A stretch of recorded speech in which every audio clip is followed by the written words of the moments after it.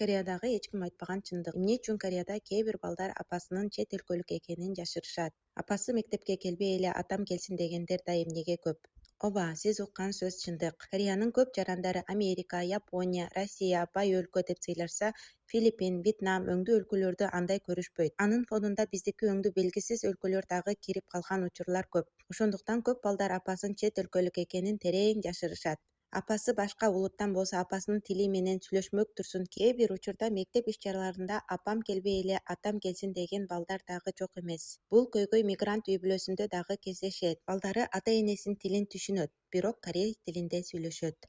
Эми бизде кандай? Бир күнү кызым сүрөт сабагында тыныгуу убагында мага видео чалып, тарткан сүрөтүн көрсөтүп, жаңылыктарды айтып жатты. Телефонду коеру менен сүрөттөн берген эжеи таң калып сураптыр. Мугалими мындай учурду такыр көрбөгөндөй.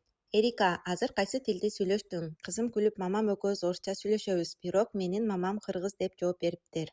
Кыргыз?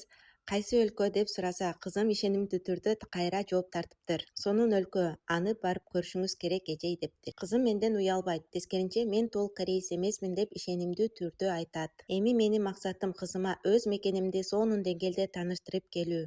Анткени Эрика дал ошондой элестетет экенин билдим. Дал ошол учурдан тартып мен бактылуу апа экенимди сезип, сыймыктанып калдым. Эми бул видеону көрүп сизге кандай ой-пикир келди? Пикириңизди калтыра кетиңиз.